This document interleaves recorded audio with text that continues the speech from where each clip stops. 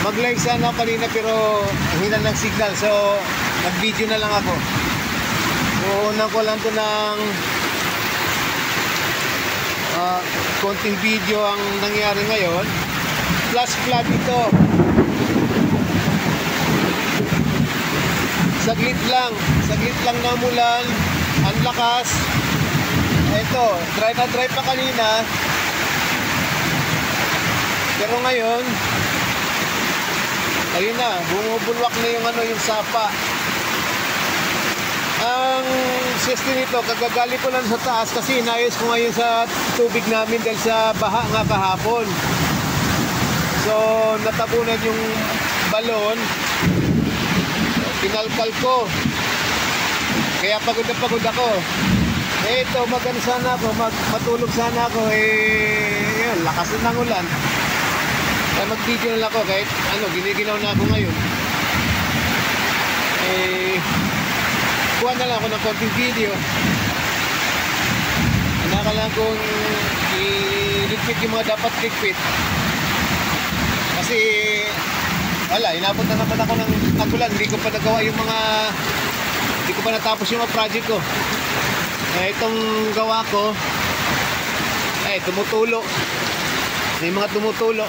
Pati ngayon yung binago ko doon sa namin, sa kwarto, tumutulo na rin. Ano ba yan?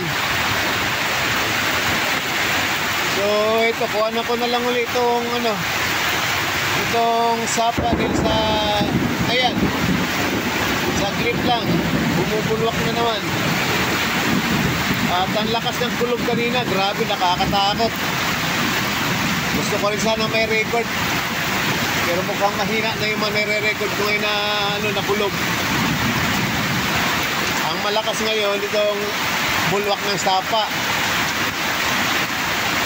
Instant na naman ito. Ayan nagiginaw na ako.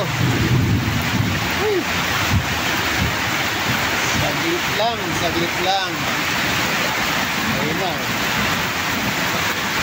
Nangangalit na naman si kalikasan. Kapapasok ko lang ng ng May. Ayun.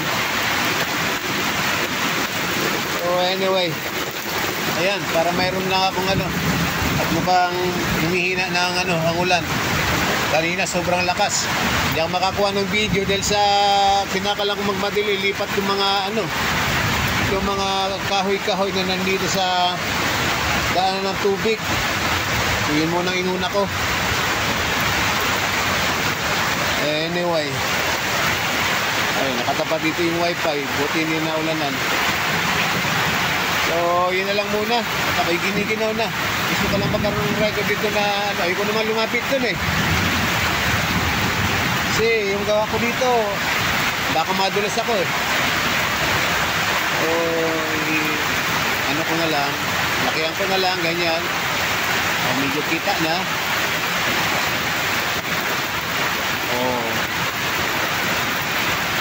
Ayan, tama na yan. Importante meron naman akong record. Alright, salamat.